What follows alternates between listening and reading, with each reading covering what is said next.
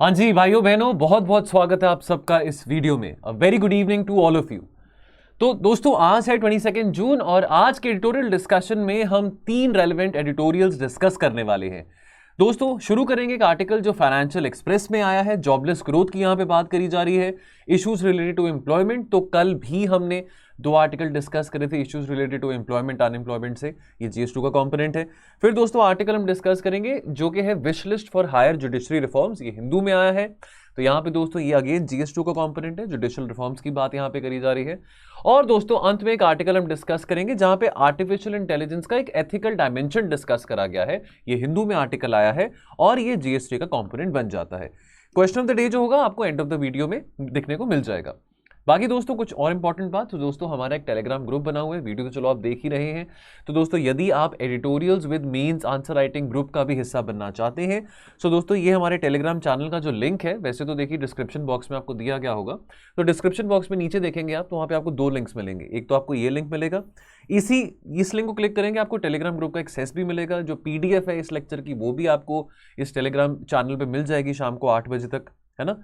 और दोस्तों लेकिन यदि अगर आप इस चैनल को एक्सेस नहीं कर पा रहे हैं, आपको लग रहा है कि ये जो लिंक क्लिक करके वो एक्सपायर हो चुका है, कुछ ऐसा वैसा है, तो आप ये नंबर पे ना, इस दिए गए नंबर पे एक टेलीग्राम की आपसे मैसेज ड्रॉप करिए, ठीक है। तो हमारी एंड से कोई ना कोई आपको ऐड हमारे टेलीग्राम ग्रुप में जरूर करेगा। Editorials with mains answer writing group का नाम है, ठीक है दोस्तों। और जो पीडीएफ है 8 बजे आपको शाम को मिल जाएगी, 6 बजे आपको ये वीडियो देखने को मिलता है। चलिए दोस्तों, बेस्ट आंसर मिस्टिक का है। तो मिस्टिक जी अगर आप देख रहे हैं ये वीडियो तो अपना नाम जरूर बताइएगा, आपका नाम क्या है, राइट। सो बहुत अच्छा आंसर इन्होंने लिखा है। मनमीत मैम ने रिव्यू किया था, जॉब क्रिएशन की कल भी हमने बात करी थी। तो यहाँ पे इन्होंने इंट्रोडक्शन में बड़ा अच्छा एक ग्राफ सा बनाया हुआ है, ठीक है। और इकोनॉमिक सर्वे की फाइंडिंग्स को कोट करा है, स्टार्टअप्स के बारे में यहाँ पे बात करी है। स्टार्टअप्स, क्योंकि मैंने क्वेश्चन ये दिया था कि भाई आपको क्या लगता है कि स्टार्टअप जो है have they led to job creation और जॉब डिस्ट्रक्शन। तो आपका अपना ओपिनियन हो सकता है, आपका अपना व्यू है कि भाई जॉब क्रिएशन ज़्यादा हुआ है या जॉब डिस्ट्रक्शन ज़्यादा हुआ है।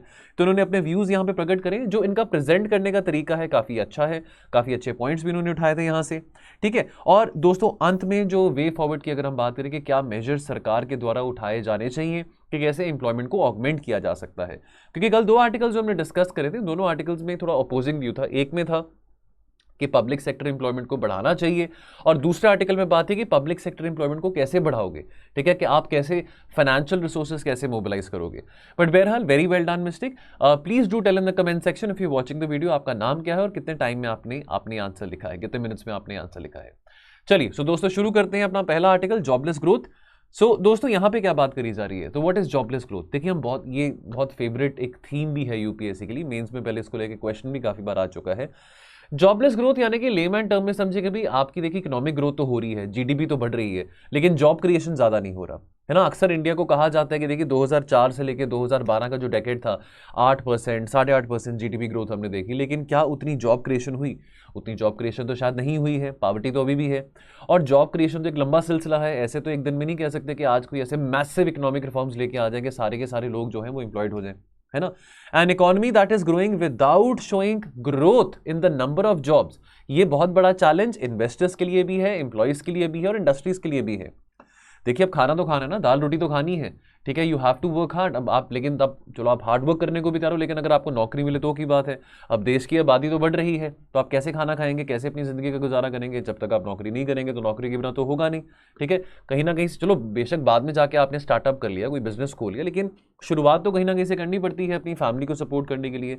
जब इकोनॉमी एक्सपैंड कर रही है, जब इतनी सारी अपॉर्चुनिटीज इकोनॉमी में खुल रही है, artificial intelligence, blockchain technology, IT sector, pharmaceutical sector, etcetera etcetera, तो हर किसी की एस्पिरेशन भी पूरी होनी चाहिए कि भाई हम पढ़ लिख के नौकरी प्राप्त कर सके। पर यह भी आता है कि देखिए विदाउट सफिशिएंट इकोनॉमिक ग्रोथ लोगों को नौकरी भी नहीं मिलेगी। People looking for work they will not be able to find jobs. अब इकोनॉमिक ग्रोथ तो चलो अभी पिछले 2-3 साल से तो चलो पैंडेमिक के चलते ब्रेक लग गई है, लेकिन पैंडेमिक से पहले भी कहें कि बहुत लाजवाब हमारी इकोनॉमिक ग्रोथ हो रही थी, तो ऐसी बात नहीं है, है ना। नोटबंदी है, जीएसटी है, तो पिछले 4-5 साल से हमने देखा कि इकोनॉमिक्स जो हमारा ट्रेंड था, अगर हम जीडीपी ग्रोथ की बात करें, कुछ ज्यादा अच्छा नहीं था, ठीक है। सो अब डेफिनेटली अब अगर आगे हम जॉबलेस ग्रोथ को समझे, तो अगर सप्लाई ऑफ जॉब्स बहुत ज्यादा है, प्लेंटी में है, तो देखिए ऑब्वियसली फिर और अपॉर्चुनिटीज खुलती हैं उन लोगों के लिए भी जिनके पास ज्यादा अच्छा स्किल सेट नहीं है।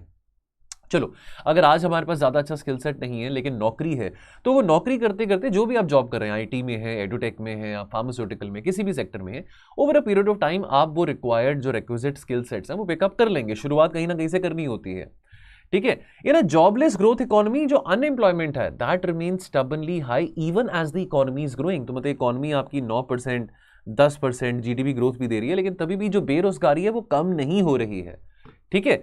सो इस करके बहुत जरूरी है कि जो लोग अब जिनको अभी रोजगार नहीं मिल रहा है ना, जो भी एम्प्लॉयड नहीं है, कि जैसे इकोनॉमी एक्सपैंड कर रही है तो वैसे इकोनॉमी सक्षम हो सके कि उस तरह से लोगों को भी अब्जॉर्ब कर सके अपने एम्प्लॉयमेंट सिनेरियो में। चलिए, तो दोस्तों आगे अनएम्प्लॉयमेंट नंबर्स की बात करेंगे। तो कल भी हमने बात करा था कि जो अनएम्प्लॉयमेंट के जो आंकड़े आए हैं तो वो ये बताते हैं कि भाई अगर ये 2020-21 के आंकड़े माने नेशनल स्टैटिस्टिकल ऑर्गेनाइजेशन के एनएसओ के, तो ये जो आंकड़े हैं जुलाई 2020 से लेके जून 2021 तक का जो आंकड़ा है वो ये बताता है कि जो लेटेस्ट नंबर है दैट इज, तो इससे पहले जो अनएम्प्लॉयमेंट का जो हमारे पास नंबर आया था सामने वो 4.8% था, अभी वो कह रहे हैं कि 4.2% है एज पर दी पीरियोडिक लेबर फोर्स सर्वे। देखिए, तो क्या इसका मतलब ये है कि अगर हमारी अनएम्प्लॉयमेंट कम हुई है 4.8% से 4.2% हुई है, दोस्तों ये भी देखिए वी आर कमिंग इन ये उस टाइम पे ये आंकड़े आ रहे हैं जब हम पैंडेमिक से बाहर निकल रहे हैं।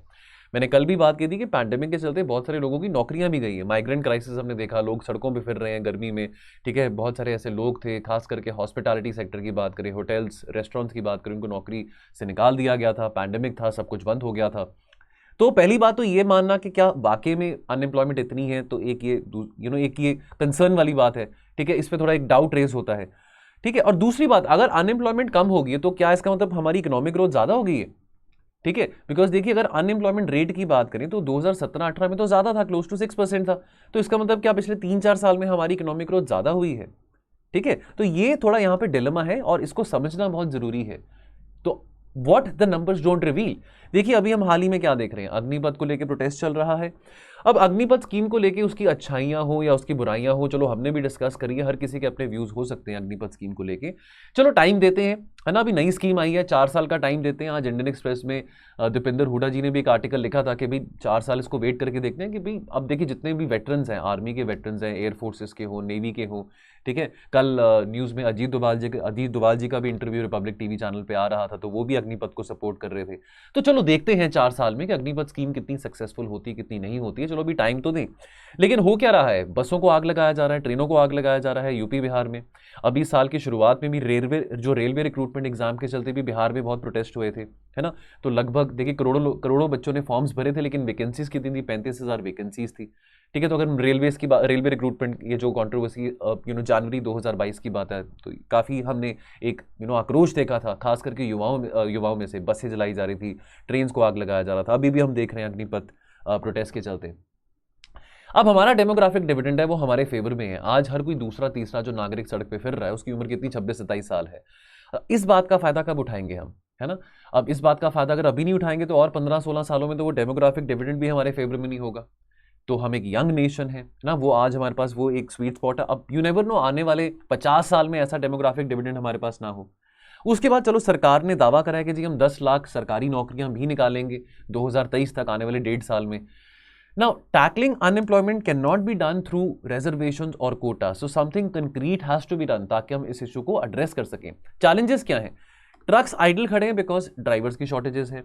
स्टील इंडस्ट्री खाली पड़ी है because steel industry is short of metallurgists, ठीक है। हेल्थ केयर सेक्टर की बात करें तो चलो पैंडेमिक के चलते, ये तो चलो पैंडेमिक से पहले की भी बात है, कितनी बार वर्ल्ड हेल्थ ऑर्गेनाइजेशन ने बोला कि चाहे वो नर्सेज हैं, ठीक है, चाहे वो पैरामेडिकल स्टाफ है, चाहे वो डॉक्टर्स हैं, तो अगर हम पर लाख पॉपुलेशन की बात करें जो रेशो है doctor is to the patients या nurses is to the patient वो काफ़ी कम है। तो जॉबलेसनेस को तब तक एड्रेस नहीं कर सकते हैं जब तक हम स्किल्स इंपार्ट नहीं करेंगे। तो इंडस्ट्री के द्वारा, प्राइवेट सेक्टर के द्वारा और सरकार के द्वारा बहुत जरूरी है कि स्किल इंपार्टमेंट करें। अब स्किल इंपार्टमेंट की जहां पे बात आती है तो फिर वहां पे बात आती है प्रधानमंत्री कौशल विकास योजना की। अब ये स्कीम है, हमने 2014 में 2015 में मेक इन इंडिया की बात करी थी, प्रधानमंत्री कौशल विकास योजना की बात करी, स्किल इंडिया मिशन की बात करी। तो चलो ये बात का एहसास करना कि भाई मैन्युफैक्चरिंग सेक्टर या नॉन फार्म सेक्टर में तब तक हम ग्रोथ नहीं देख सकते हैं जब तक जो बच्चे हैं, जो नौजवान हैं, उनमें वो स्किल्स ना हो, है ना। लेकिन अब इसकी अगर हम इवैल्यूएशन की बात करें तो since 2015 the government has been able to enrol around about 14 million people, जिसमें से around 75% have been certified and 20% have been placed, तो जस्ट 20%। ठीक है, अगर शॉर्ट टर्म ट्रेनिंग को कंसिडर करें तो out of the 5.3 million certified candidates सिर्फ 44% को प्लेसमेंट मिली थी। तो कुछ ज्यादा अच्छा रिकॉर्ड नहीं है। अगर हम ये स्किल इंडिया मिशन की भी बात करें तो एड्रेसिंग जॉबलेसनेस रिक्वायर्स, पहली बात तो generating sustainable growth for a long period of time. Post pandemic recovery की बात चलो आ रही है, लेकिन पैंडेमिक से पहले भी कहा जा रहा था कि यदि हम डेवलप्ड इकोनॉमी बनना चाहते हैं, यदि हम अपनी इकोनॉमी का साइज बढ़ाना चाहते हैं, तो हमको डेफिनेटली कंसिस्टेंटली 10-15 सालों के लिए 9 से 10% जीडीपी ग्रोथ देनी पड़ेगी। उससे चलो एम्प्लॉयमेंट भी बढ़ेगा। उसके अलावा लेबर रिफॉर्म भी है जो कि जॉबलेसनेस को एड्रेस करने के लिए बहुत जरूरी है। और क्या इंसेंटिव दे रहे हैं हम अपने प्राइवेट सेक्टर को कि वो और ज्यादा एम्प्लॉयमेंट जनरेट कर सके, है ना।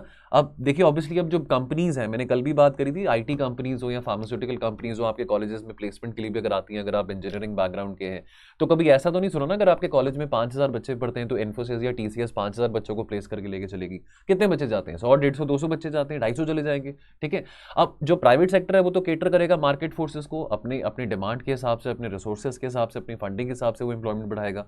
सरकार के इंसेंटिव्स दे रही है, तो वो बात भी समझनी जरूरी है।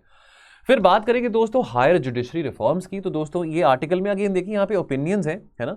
तो यहाँ पे ओपिनियंस कॉलमिस्ट अपने प्रकट करें तो डिस्कस कर लेते हैं। शायद वो ओपिनियंस कई बार हमारे काम भी आ सकते हैं यदि हमको इस थीम के ऊपर क्वेश्चन पूछा जाता है मेंस में। तो कंटेक्स्ट क्या है? अब news has been floating around के जो एज ऑफ रिटायरमेंट है for the Supreme Court of India जजेस, उसको बढ़ा दिया जाएगा। अभी 65 ईयर्स है तो 67 ईयर्स कर दिया जाएगा। हाई कोर्ट के जो जजेस हैं वो 62 ईयर्स ऑफ एज पे रिटायर करते हैं, सुप्रीम कोर्ट के जजेस 65 ईयर्स के एज पे रिटायर करते हैं। अगर ये होता है during the tenure of justice U Lalit, who is by seniority expected to take over as the CJI in August, अभी जो नेक्स्ट सीजीआई बनेंगे, चीफ जस्टिस ऑफ इंडिया बनेंगे अगस्त 27, 2022 को, तो चलो इनको 2 साल और मिल जाएंगे। ठीक है, however there are more important aspects relating to the retirement age of जजेस, जिसके ऊपर रिफॉर्म जो है वो भी अटका पड़ा है। तो क्या फर्क पड़ता है? देखिए अब ये जो अब हाई कोर्ट जजेस 62 ईयर्स पे रिटायर हो रहे हैं, सुप्रीम कोर्ट जजेस 65 पे हो रहे हैं। ठीक है, अब कब तक हम इस डिस्पैरिटी को कंटिन्यू करते रहेंगे? तो यहाँ पे सजेशन दिया गया कि बहुत ज़्यादा समय हो चुका है, it is high time that we did away with the disparity between the retirement edges of the high court जजेस एंड द सुप्रीम कोर्ट जजेस। तो as is just a number. अब जो इंसान, अब देखिए कोई भी प्रोफेशन हो, चाहे डॉक्टर हैं, चाहे वो टीचर हैं, चाहे वो आईएएस ऑफिसर है, देखिए आज के टाइम पे लाइफ एक्सपेक्टेंसी तो बढ़ गई है ना। अब आज के टाइम पे 70-75 ईयर्स की उम्र में भी जो इंसान है बहुत एक्टिवली अपना काम कर रहा होता है, कोई ऐसी बात तो नहीं है। ठीक है, अब जितनी उम्र ज़्यादा होती है तो तजुर्बा भी ज़्यादा होता है। वो तजुर्बा पब्लिक सर्विस के लिए काम आया जा सकता है, खास करके अगर आप पब्लिक पोजीशन में हैं, अगर आप गवर्नमेंट सर्वेंट हैं, तो चाहे आप जज हैं, चाहे आप आईएएस ऑफिसर हैं, आईपीएस ऑफिसर हैं, है ना। तो कोई ऐसी बात तो नहीं है। इट इज़ नॉट के भी जो ग्रे सेल्स हैं ऑफ दी हाई कोर्ट जजेस के, चलो अगर किसी के बाल ज़्यादा सफ़ेद हो गए हैं, चिटे हो गए हैं, वाइट हो गए हैं या ग्रे हो गए हैं, तो डजंट मीन कि उसको कुछ काम करने का तरीका नहीं आता। जजेस like other man and women of law, वो प्रोफेशनल्स हैं जिनके ज़्यादा बहुत लंबे अरसे से वो काम कर रहे हैं, पहले वकालत कर रहे थे, बाद में चलो वो जज बन गए। ठीक है, अब ऑब्वियसली उनका जो तजुर्बा है, जितने लंबे समय से उन्होंने काम करा है, that can be put to useful work even अगर वो 68 के हों, 69 के हों, 70 के हों। ठीक है, तो उम्र से क्या फर्क पड़ चला उस चीज़ में। There is a lot of good work need to be done in the high courts. कितने केसेस पेंडिंग है ना हमारे यहाँ पे इंडिया में। इंसान की उम्र निकल जाती है, केस उसका फिर भी चलता रहता है ना। तारीख पे तारीख, तारीख पे तारीख पर इंसाफ मिलता नहीं है ना। फिर वो फिल्म का डायलॉग भी यहाँ पे आ जाता है।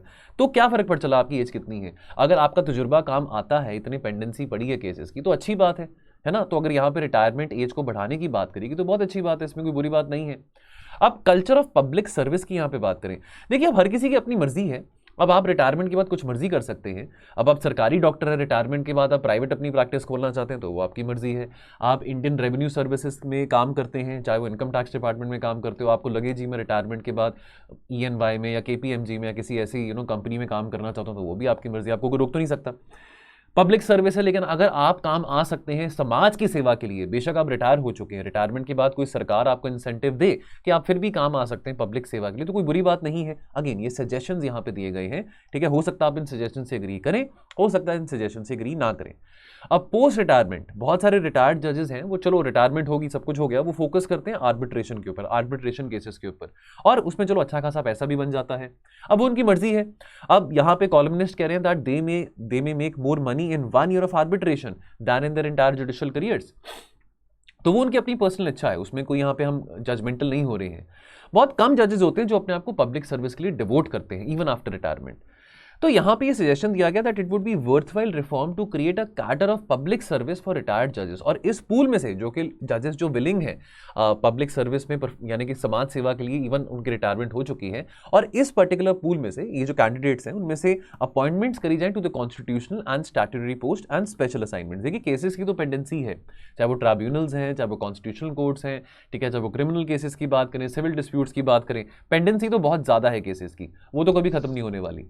अब सजेशंस की बात करें आगे, अब ये जो जजेस हैं जिनको रिक्रूट करा जाएगा इस पर्पसेस के लिए फ्रॉम, पहले तो ये देखें पहले वो विलिंग है पब्लिक सर्विस डिलीवरी के लिए, अगर वो है तो इस तरह के जजेस का एक पूल बनाया जाए, उसमें से उस पूल में से एलिजिबल कैंडिडेट्स को सिलेक्ट किया जाए for the different positions, constitutional court है, ट्राइब्यूनल्स एटसेट्रा एटसेट्रा। अब इसके चलते जो जजेस हैं they should receive the full pay and the facilities जो कि उनको पहले as a Supreme Court of जज जैसे उनको मिल रही थी। तो आने वाले समय तक अगेन ये सजेशन है कि जितना टाइम वो काम कर रहे हैं उनको वही सेम पर्क्स और फैसिलिटीज, वही सेम सैलरी मिले जो उनको एज ए जज ऑफ सुप्रीम कोर्ट मिलती थी। ठीक है, अब यहाँ पे हाई कोर्ट के जजेस भी आ सकते हैं, ऐसा नहीं कि सिर्फ सुप्रीम कोर्ट के जजेस तक की बात यहाँ पे रुकी हुई है। It should further be provided that if any judge is unwilling to be a part of the cadre और इंस्टेड वो अपने खुद की कुछ, चलो अगर वो आर्बिट्रेशन में जाना चाहते हैं, वो नहीं पब्लिक सर्विस में आना चाहते तो वो उनकी मर्जी है, तो पोस्ट रिटायरमेंट अगर वो पब्लिक सर्विस में नहीं आना चाहते हैं, कुछ और अपना काम करना चाहते हैं, आर्बिट्रेशन के केसेस हैंडल करना चाहते हैं, तब उस केस में जो सीनियर पोजीशंस हैं on the Supreme Court such as the membership of the collegium that should not be given available to them. अब अगेन ये उनका अपना ओपिनियन है ना, अब हर किसी की अपनी मर्जी होनी चाहिए कि उसने क्या काम करना है क्या नहीं करना। इरादा बहुत नेक है कि पब्लिक सर्विस के लिए जजेस काम आ सके। उसके बाद बात आती है, अगर हम बात करें दी सर्विंग इक्वली की, अगर हम यहाँ पे बात करें, देखिए जनरली अज्यूम करा जाता है कि जो सीनियर मोस्ट जज है सुप्रीम कोर्ट का वो चीफ जस्टिस ऑफ इंडिया होना चाहिए, लेकिन ऐसा कहीं हमारे संविधान में तो नहीं लिखा हुआ। अब ये जो कन्वेंशन है, ये तो कन्वेंशन कहाँ से आया है? सेकंड जजेस केस 1993 से आया है। अगर आपने पॉलिटी पढ़ी है, लक्ष्मीकांत में पढ़ा होगा आपने कोलिजियम सिस्टम के बारे, ठीक है। अब हम अगर एक बार के लिए रुकें और इस बात को समझे कि क्या ये लॉ मैंडेट करता है, तो अभी हमने बात डिस्कस करी कि कॉन्स्टिट्यूशन में तो ऐसा कोई प्रोविजन नहीं है। आर्टिकल 124 क्या कहता है? आर्टिकल 124 ये कहता है कि जो प्रेसिडेंट है वो अपॉइंट करेगा एवरी जज of the Supreme court including the chief justice of India. अब सजेशंस की बात करें, देखिए इंसानों की कमजोरी है, तो चाहे जज हो, चाहे आप डॉक्टर हो, चाहे आप आईएएस ऑफिसर हो, तो कोई भी आपकी कमजोरी हो सकती है, कोई भी आपकी टेम्पटेशन हो सकती है। हर किसी को पावर का होता है कि भी मैं ऊंची से ऊंची पोजीशन हासिल कर सकूं, कि मैं सीनियर मोस्ट डॉक्टर बनूं, सीनियर मोस्ट प्रोफेसर बनूं, डीजीपी बनूं, चीफ सेक्रेटरी बनूं। ठीक है, हर किसी की अपनी एस्पिरेशंस है, इसमें कोई जजमेंटल होने वाली बात नहीं है। तो जजेस में भी इसमें कोई एक्सेप्शन नहीं है। अब देखिए, अब यहाँ पे हमने इमरजेंसी का टाइम देखा, अगर इमरजेंसी का आपने टाइम पढ़ा हो, चलो देखा तो हमने भी नहीं, लेकिन पढ़ा इमरजेंसी के बारे, है ना, लेकिन हमने पढ़ा कि कितनी ज़्यादा एग्जीक्यूटिव इंटरफेरेंस थी जुडिशरी में। अब अक्सर ये बहुत बड़ी बड़ी बात कही जाती है कि जो जुडिशरी है they should work without fear and without favour. ठीक है, कि भाई ऐसा जस्ट बिकॉज कि किसी जज को इस बात का लालच है कि भाई मैं सरकार के काम आ सकूं, सरकार की बात मान सकूं, कल को मेरे को चीफ जस्टिस ऑफ इंडिया बना दिया जाएगा। तो इस तरह की टेम्पटेशंस नहीं आनी चाहिए अगर आप पब्लिक सर्विस कर रहे हैं। इस तरह की टेम्पटेशंस ना कि अगर आप जज हैं, बल्कि अगर आप पुलिस में हैं, आप आईएएस हैं, आप आईआरएस ऑफिसर हैं, तो भी आपको इस तरह की टेम्पटेशन नहीं आनी चाहिए, बिकॉज अल्टीमेटली आपकी जो अकाउंटेबिलिटी है वो पब्लिक को है। ठीक है, चाहे आप एग्जीक्यूटिव में हैं, चाहे आप लेजिस्लेचर में हैं, चाहे आप जुडिशरी में हैं। ठीक है जी। सो public purpose is better served by ensuring that the judges of the Supreme Court during their entire tenure they are not carried away by the expectations to be the Chief Justice of India. ठीक है, they must not on that account calibrate their views, यानी कि कोई ऐसी judgement हो, कोई ऐसा फैसला हो सरकार के हित में, इस करके ना वो सुनाए। अगर कोई फैसला सरकार के फेवर में बनता है, कोई ऐसा डिस्प्यूट सामने आता है कि सरकार के फेवर में कोई ओपिनियन बनता है, तो ठीक है, वो सुनाने में कोई हर्ज नहीं है। अगर वहां पे अगर जो फैक्ट्स अगर सरकार के फेवर में कोई ऐसे आते हैं, लेकिन ऐसा कहना कि चमचागिरी करना है ना, या बायस्ड यहाँ पे जजमेंट दिखाना, तो वो बात भी सही नहीं है, बिकॉज अल्टीमेट एम आपका पब्लिक सर्विस रहता है। कंक्लूजन क्या निकलता है यहाँ पे? ठीक है, तो अब बात यहाँ पे आती है कि who then shall be the primus inter pares, यानी कि द फर्स्ट अमंग इक्वल्स। अब कोई भी कोर्ट है, हाई कोर्ट है, सुप्रीम कोर्ट है, अब उसमें लीडर होना तो बहुत जरूरी है, चीफ जस्टिस होना तो बहुत जरूरी है, यदि वो हाई कोर्ट का हो, यदि वो सुप्रीम कोर्ट का हो। अब जो पूल रहता है फॉर द जजेस of supreme court, they are the जजेस of high court, senior advocates and distinguished jurist. इनमें से जजेस बनते हैं सुप्रीम कोर्ट के। ये पूल रहता है to decide the eligibility to be a जज ऑफ सुप्रीम कोर्ट। अब यहाँ पे सजेशन दिया गया कि जो अपॉइंटी है they should have a clear 3-year term as a chief justice. अगर chief justice of high court हो या चीफ जस्टिस ऑफ इंडिया, उनको 3 साल का जो कार्यकाल है जरूर मिलना चाहिए मिनिमम। होता क्या, कोई चीफ जस्टिस बनता है ना, वो कभी कोई चीफ जस्टिस है वो 1 साल के लिए है, कोई 1.5 साल के लिए है, कोई 4 महीने के लिए, कोई 5 महीने के लिए। ठीक है, तो यहाँ पे एक और सजेशन दिया गया है कि चलो एक तो टेन्योर, फिक्स टेन्योर 3 साल का देना चाहिए। दूसरी बात यहाँ पे सजेस्ट करी गई है, he should not function as the first amongst equals as many CJ as nowadays do. तो यहाँ पे ये भी सजेशन दिया गया कि जो चीफ जस्टिस ऑफ इंडिया है, हो सकता है कि वो थोड़ा रैंक में जूनियर हो as compare to the other senior जजेस, लेकिन ही शुड बी विलिंग। अब यहाँ पे यानी कि ये सजेशन आता है कि जरूरी नहीं है कि सीनियर मोस्ट जज को ही आप चीफ जस्टिस ऑफ इंडिया बनाए। अगर कोई जज है वो जूनियर है, सीनियर मोस्ट नहीं है, तो वो भी अगर एलिजिबल है, अगर मेरिट पे अगर वो एलिजिबल है, तो उसको भी सीजीआई बनाया जा सकता है। बट ही और she must be open to working with other senior ranking colleagues within the collegium system. तो ये सजेशन यहाँ पे कुछ दिए गए हैं रिफॉर्म्स, जुडिशियल रिफॉर्म्स के बारे, हायर जुडिशरी रिफॉर्म्स के बारे। काफी अच्छा आर्टिकल लगा मुझे ये। चलिए, तो दोस्तों आज का लास्ट आर्टिकल रहेगा new global standard for artificial intelligence ethics. अब कई बार हमको क्वेश्चन आ जाता है एआई के बारे, अब हम डेफिनेशन उसकी कंक्रीटली नहीं उसके लिख नहीं पाते, उसके नहीं बता पाते कंक्रीट डेफिनेशन। तो व्हाट इज आर्टिफिशियल इंटेलिजेंस, ठीक है, अगर हमको कोई पूछे क्या है जी आर्टिफिशियल इंटेलिजेंस, स्टडी है, study and the development of computer systems which can occupy intelligent human behaviour. ठीक है, अब आज के टाइम पे आर्टिफिशियल इंटेलिजेंस तो हमारी लाइफ में कितना ज़्यादा चल रहा है ना। अब in the world of technology and computer science जो एआई है that relates to human like thinking, human like intelligence. Machines जो हैं, स्मार्टफोन्स हैं, लैपटॉप्स हैं, इस तरह के जो डिवाइसेस हैं, ठीक है, स्मार्ट टीवीज हैं, वो इंसानों की तरह सोच रहे हैं। ठीक है, तो basically AI refers to the capability of a computer और a machine to imitate, to copy the characteristics of human brain by उसकी जो इंटेलिजेंस है, ह्यूमन ब्रेन की इंटेलिजेंस को रेप्लिकेट करते हैं। ठीक है जी, बेसिक डेफिनेशन एआई की होगी। ठीक है, ये एआई के हमारे फीचर्स हो गए यहाँ पे थोड़े से। अब आर्टिफिशियल इंटेलिजेंस और ह्यूमंस की बात करें। अब आर्टिफिशियल इंटेलिजेंस जो है this is present in our lives more than ever right now. ठीक है, आज के टाइम पे हमारी पूरी जिंदगी मशीन्स के ऊपर चल रही है। पैंडेमिक के चलते देखिए बहुत सारे लोग वर्क फ्रॉम होम कर रहे हैं। अब आप चाहे यूट्यूब पे वीडियोस देख रहे हैं, है ना, आप चाहे किसी वेबसाइट पे कुछ देख रहे हैं, एकदम से पॉपअप होता है। तो मान लीजिए आप किसी वेबसाइट पे, आप इंडियन एक्सप्रेस की वेबसाइट पे कोई आर्टिकल्स पढ़ रहे हैं, बीच में आपको पॉपअप आता है वहाँ पे कि आपने कोई चीज़ एडिडास की वेबसाइट पे कल देखी थी या अमेजॉन की वेबसाइट पे देखी थी, तो वो वहाँ पे पॉपअप आ रहा है कि भैया वो चीज़ ले लो, आप वो कल देख रहे थे, ठीक है, ब्राउज कर रहे थे। ये क्या है? एल्गोरिदम्स है, स्मार्ट एल्गोरिदम्स हैं जो आपके सामने आ रहे हैं। अब आपने यूट्यूब चैनल पे कोई वीडियो देखा, कोई गाना सुना, अब आप वो गाना सुन के भूल गए होंगे, लेकिन फिर आप जब शाम को यूट्यूब खोलेंगे, अपने फ़ोन पे आप खोलेंगे, रिफ्रेश करेंगे, तो उस सिंगर से रिलेटेड कोई गाना आपके सामने आ गया होगा। या अगर आप यूपीएससी की वीडियोस देख रहे हैं, तो जितने भी यूपीएससी चैनल्स हैं, यूट्यूब चैनल्स हैं, ठीक है, चाहे जो भी आप वीडियो देख रहे हैं वो आपके सामने आते रहेंगे। तो ये क्या हो रहा है? एल्गोरिदम्स है, आर्टिफिशियल इंटेलिजेंस का कमाल है। ठीक है, तो आर्टिफिशियल इंटेलिजेंस हमारी जिंदगी को रूल कर रहा है। ठीक है, AI algorithms can also be partially credited for the rapidity with which vaccines were developed to tackle COVID-19, है ना। अब AI का जो एप्लीकेशन है वो एनवायरनमेंट में है, एग्रीकल्चर में है, वैक्सीन्स में है, हेल्थ में है, डिजीजेस में है। अब उसकी अच्छाइयाँ भी हैं, लेकिन AI की थोड़ी बुराइयाँ भी आ जाती हैं। अब इश्यूज क्या आते हैं AI में? ठीक है, the data use to feed into artificial intelligence often isn't representative of the diversity of our societies. ठीक है, फॉर इंस्टेंस अब देखिए यहाँ पे बात आती है, बहुत थोड़ी अजीब बात लगी कि इंडिया और चाइना टुगेदर जो है, देखिए कितनी आबादी इंडिया में, कितनी आबादी चाइना में है। जितनी आबादी इंडिया में उतनी लगभग उतनी ही आबादी चाइना में है। तो कलेक्टिवली इंडिया और चाइना की बात करें तो कलेक्टिवली वो कम से कम नहीं तो 33 to 40% of the global population तो बनाते होंगे, ऑफ द वर्ल्ड्स पॉपुलेशन बनाते होंगे। लेकिन गूगल ब्रेन की स्टडी बताती है दैट दे फॉर्म जस्ट 3%। ठीक है, तो देखिए अब कुछ ना कुछ प्रॉब्लम्स और कुछ ना कुछ चैलेंजेस आर्टिफिशियल इंटेलिजेंस में भी आ जाते हैं। तो फॉर एग्जांपल, अगेन यहाँ पे एग्जांपल की बात करते हैं, अगर हम फेशियल रिकॉग्निशन की बात करें, देखिए अब आपने अपने फोन का अगर लॉक खोलना, तो आज के टाइम पे आपके फोन का भी वो फेशियल फीचर्स आते हैं कि आपने चलो अपने फोन में कोई पिन नहीं डाला है, अगर आपने कोई पासवर्ड नहीं बनाया हुआ, तो आप अपने फेस के जरिए फोन को अनलॉक कर सकते हैं। आज के टाइम पे facial recognition technology bank accounts में भी काम आती है। ठीक है, आपके अपार्टमेंट्स में भी काम आती है। आपने घर का दरवाजा खोलना है, तो अगर आपके फेस थे वो रिकॉग्नाइज करेगा, तो आप अपने घर का दरवाजा खोल सकते हैं। चलो अब इस तरह के दरवाजे वैसे मैंने तो नहीं देखे, लेकिन चलो ऐसे दरवाजे एग्जिस्ट जरूर करते होंगे। अब ये यहाँ पे फिर बात आती है कि जो फेशियल रिकॉग्निशन टेक्नोलॉजी जो है, ये पुलिस भी इसका इस्तेमाल करती है क्रिमिनल्स को आइडेंटिफाई करने के लिए, लेकिन ये साउंड प्रूफ तो नहीं है। ठीक है, अब इसमें भी बायसेस आ जाते हैं, तो पुलिस इसका मिसयूज भी कर सकती है। बात क्या हो रही है यहाँ पे? बात समझने वाली ये है कि इस टेक्नोलॉजी का मिसयूज भी किया जा सकता है, और जिसके चलते, खास करके पुलिस की बात करें, जिसके चलते पुलिस जो है वो इनोसेंट लोगों को भी अरेस्ट कर सकती है। तो जहां पे ये एक वरदान तो है कि भी बहुत बड़ा एक हमको गिफ्ट है आर्टिफिशियल इंटेलिजेंस का, लेकिन एक श्राप की तरह भी है कि भी हमारी जिंदगी खराब भी कर सकता है।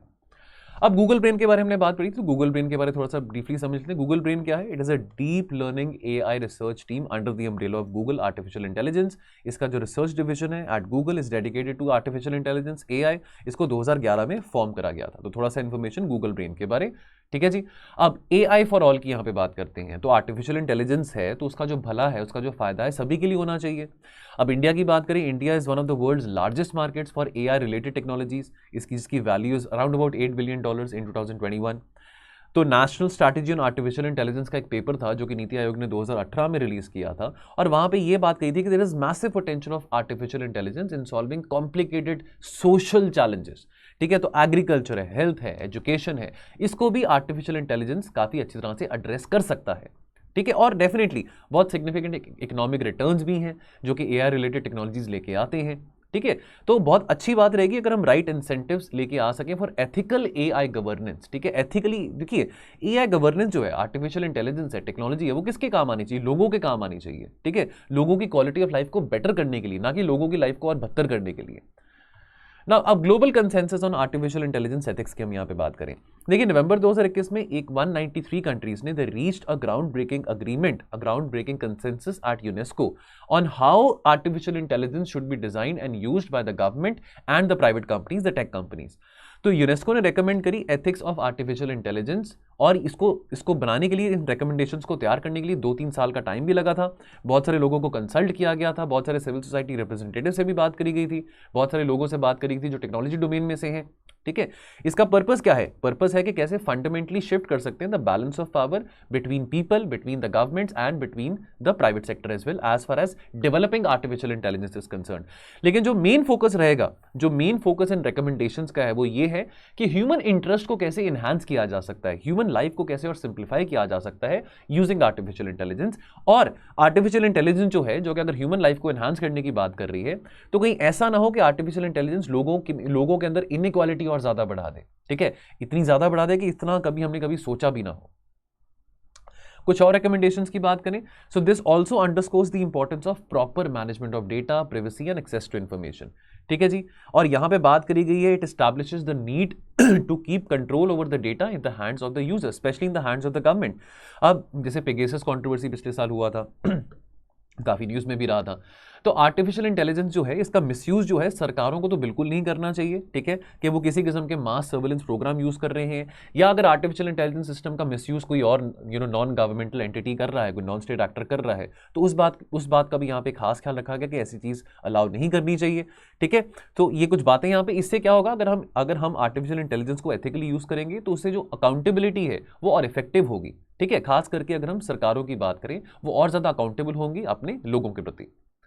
तो कंक्लूजन क्या निकलता है?